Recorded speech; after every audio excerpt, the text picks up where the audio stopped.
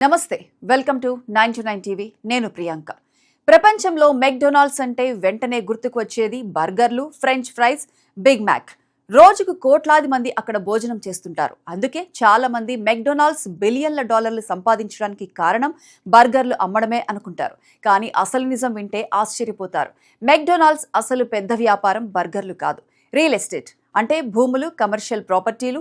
ప్రపంచంలోనే అత్యంత విజయవంతమైన రియల్ ఎస్టేట్ కంపెనీలలో మెక్డొనాల్డ్స్ కూడా ఒకటి అని బిజినెస్ నిపుణులు చెబుతుంటారు.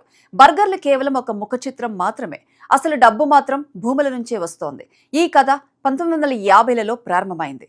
రే క్రాక్ అనే వ్యాపారవేత్త మెక్డొనాల్డ్స్ ను విస్తరించే బాధ్యత తీసుకున్నప్పుడు ఒక్క విషయం అతనికి స్పష్టంగా అర్థమైంది. బర్గర్లు అమ్మటం ద్వారా మాత్రమే భారీ లాభాలు రావు. ప్రతి కొత్త రెస్టారెంట్ కి మంచి ప్రదేశంలో భూమి లేదా షాప్ అవసరం. అందుకే అతను ఒక తెలివైన వ్యూహం రూపొందించాడు.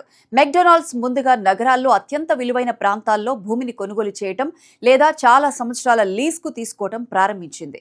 ఆ తర్వాత ఆ ప్రదేశంలో రెస్టారెంట్ నిర్మించి దాన్ని ఫ్రాంచైజీ తీసుకున్న వ్యాపారులకు అద్దెకి ఇచ్చేది.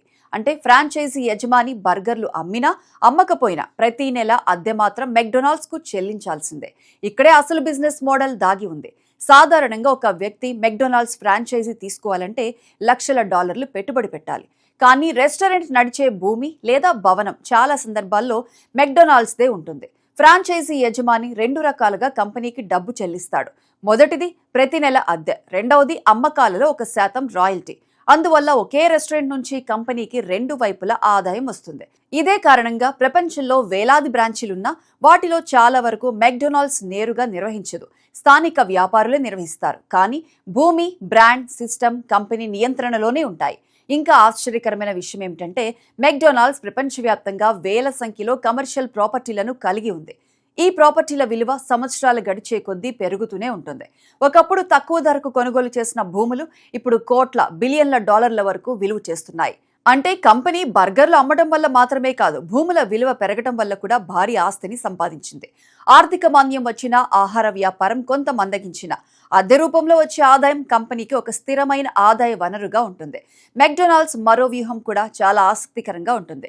కొత్త బ్రాంచ్ ఎక్కడ ప్రారంభించాలన్నా ముందుగా ఆ ప్రాంతంపై నెలల తరబడి అధ్యయనం చేస్తుంది. అక్కడ జనసంచారం ఎంత ఉంది, రోడ్డు రద్దీ ఎలా ఉంది, సమీపంలో పాఠశాలలు, ఆఫీసులు, షాపింగ్ మాల్స్ ఉన్నాయా, భవిష్యత్తులో ఆ ప్రాంతం అభివృద్ధి చెందే అవకాశం ఉందా, అన్నీ పరిశీలించిన తర్వాతే భూమి కొనుగోలు చేస్తుంది. అందుకే మెక్డొనాల్డ్స్ బ్రాంచీలు ఎక్కువగా బిజీ జంక్షన్లు, హైవేలు, షాపింగ్ సెంటర్లు, విమానాశ్రయాలు వంటి ప్రదేశాల్లోనే కనిపిస్తాయి.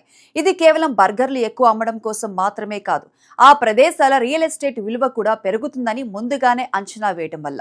ప్రస్తుతం మెక్డొనాల్డ్స్ ప్రపంచవ్యాప్తంగా 100కి పైగా దేశాల్లో 40,000కు పైగా రెస్టారెంట్లను కలిగి ఉంది. వాటిలో ఎక్కువ భాగం ఫ్రాంచైజీ మోడల్లోనే నడుస్తున్నాయి. కంపెనీ వార్షిక ఆదాయంలో పెద్ద భాగం అద్దెలు, రాయల్టీలు, లైసెన్సింగ్ ఫీజుల నుంచే వస్తోంది. అందుకే చాలా మంది వ్యాపార విశ్లేషకులు మెక్డొనాల్డ్స్ ఒక బర్గర్ కంపెనీ కాదు, బర్గర్లను ఉపయోగించే రియల్ ఎస్టేట్ కంపెనీ అని సరదాగా చెబుతుంటారు. ఈ మాటలో చాలా నిజం ఉంది. అయితే దీని అర్థం బర్గర్లకు విలువ లేదని కాదు. బర్గర్లు, ఫ్రైస్, కాఫీ, ఇతర ఆహార పదార్థాలే వినియోగదారులను రెస్టారెంట్కి తీసుకొస్తాయి. కానీ కంపెనీ దీర్ఘకాలిక సంపదను నిర్మించింది మాత్రం భూములు, ప్రాపర్టీలు, ఫ్రాంచైజీ మోడల్తో. అందుకే మెక్డొనాల్డ్స్ విజయాన్ని ప్రపంచంలోని ప్రముఖ బిజినెస్ స్కూల్స్ కేస్ స్టడీగా బోధిస్తాయి. మీరు అమ్మేది ఒకటి కావచ్చు, కానీ అసలు డబ్బు వచ్చే వ్యాపారం ఇంకొకటి కావచ్చు అనే విషయాన్ని మెక్డొనాల్డ్స్ ప్రపంచానికి చూపించింది. మొత్తానికి మనం మెక్డొనాల్డ్స్లో ఒక బర్గర్ కొనుగోలు చేస్తున్నప్పుడు ఆ కంపెనీ కేవలం ఆ బర్గర్ వల్ల మాత్రమే లాభపడటం లేదు.